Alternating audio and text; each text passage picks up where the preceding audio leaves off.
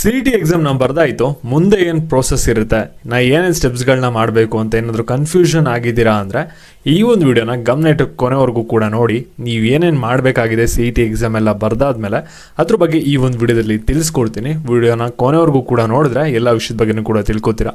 ಅದಕ್ಕಿಂತ ಮುಂಚೆ ಯಾರು ಚಾನಲ್ ಸಬ್ಸ್ಕ್ರೈಬ್ ಮಾಡ್ಕೊಂಡ್ರಲ್ಲ ಪ್ರತಿಯೊಬ್ಬರು ಕೂಡ ಸಬ್ಸ್ಕ್ರೈಬ್ ಮಾಡ್ಕೊಳ್ಳಿ. ಹಾಗೆ ಪ್ರತಿಯೊಬ್ಬರು ಕೂಡ ವಿಡಿಯೋಗೊಂದು ಲೈಕ್ ಕೊಡಿ. ಯಾಕೆಂದರೆ ನೀವು ಮಾಡೋ ಒಂದೇ ಒಂದು ಲೈಕ್ ಒಂದು ಸಬ್ಸ್ಕ್ರೈಬಿಂದ ನಿಮಗೆ ಇದೇ ರೀತಿ ಕಂಟಿನ್ಯೂಸ್ ಆಗಿ ನೀವು ಕಾಲೇಜ್ ಹೋಗಿ ಅಡ್ಮಿಷನ್ ಆಗೋರು ಕೂಡ ಒಂದು ಅಪ್ಡೇಟ್ಸ್ಗಳನ್ನ ನೀಡ್ತಾ ಇರ್ಬೋದಾಗಿರುತ್ತೆ. ಇವಾಗ ನಾವು ಡೈರೆಕ್ಟಾಗಿ ವಿಡಿಯೋ ಬಗ್ಗೆ ಬರೋಣ. ಇಲ್ಲಿ ನೀವು ಸಿ.ಟಿ ಎಕ್ಸಾಮ್ ಯಾರ್ಯಾರು ಮುಗಿಸಿದ್ರಾ ನೀವೆಲ್ಲರೂ ಕೂಡ ಕನ್ಫ್ಯೂಷನ್ ಇರ್ತೀರಾ. ನೆಕ್ಸ್ಟು ಪ್ರೋಸೆಸ್ ಏನೇನಿರುತ್ತೆ, ಕೌನ್ಸಿಲಿಂಗ್ ಪ್ರೋಸೆಸ್ ಏನಾದರೂ ಸ್ಟಾರ್ಟ್ ಆಗಿದೆಯಾ, ಏನಾದರೂ ಪ್ರೋಸೆಸ್ನ ಮಾಡಬೇಕಂತ ಕೇಳ್ತಾ ಇರ್ತೀರಾ. ಇದ್ರ ಬಗ್ಗೆ ತಿಳಿಸ್ಕೊಳ್ಳೋಣ.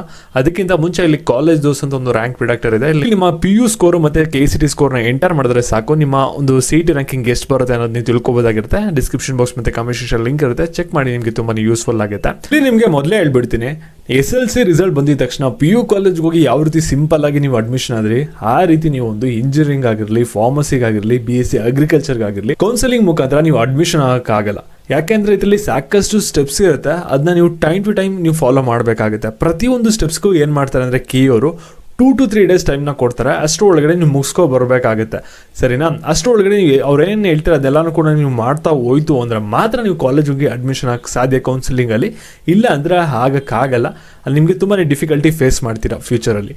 ಇವಾಗ ನಿಮ್ಗೆಲ್ಲರಿಗೂ ಕೂಡ ಕಾಮನ್ ಆಗಿರುವಂಥ ಡೌಟ್ ಏನಂದರೆ ಸಿ.ಟಿ ಎಕ್ಸಾಮು ಕೂಡ ಬರ್ದಾಯಿತು, ಇವಾಗ ನೆಕ್ಸ್ಟ್ ಪ್ರೋಸೆಸ್ ಏನು, ಕೌನ್ಸಿಲಿಂಗ್ ಪ್ರೋಸೆಸ್ ಏನಾದರೂ ಸ್ಟಾರ್ಟ್ ಆಗಿದೆಯಾ ಅಂತ ನೀವು ಕೇಳ್ತೀರಾ.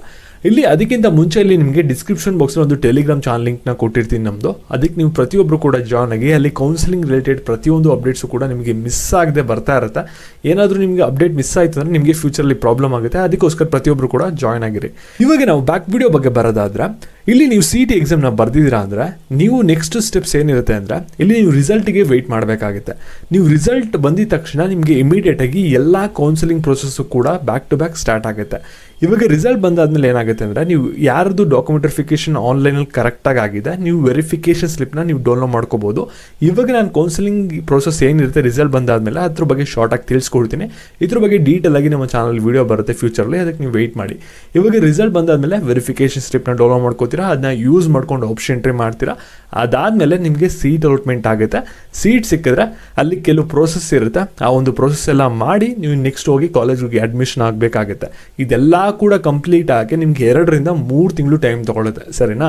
ಅದಕ್ಕೋಸ್ಕರ ಪ್ರತಿಯೊಂದು ಸ್ಟೆಪ್ಸು ಕೂಡ ನೀವು ಅಲ್ಲಲ್ಲೇ ಮಾಡ್ಕೊಂಡು ಹೋಗಬೇಕು. ಅವ್ರು ಏನು ಹೇಳ್ತಾರೆ ನೋಟಿಫಿಕೇಶನ್ ಮುಖಾಂತರ ಅದನ್ನ, ಸರಿನಾ? ಈ ರೀತಿ ಒಂದು ಸ್ಟೆಪ್ಸ್ ಇರುತ್ತೆ. ಸಿ.ಟಿ ಎಕ್ಸಾಮ್ ಆದಮೇಲೆ ನೀವೇನು ಕೂಡ ಮಾಡೋ ಅಗತ್ಯ ಇರಲ್ಲ. ರಿಸಲ್ಟ್ ಬರೋವರೆಗೂ ಕೂಡ ವೆಯ್ಟ್ ಮಾಡಿ.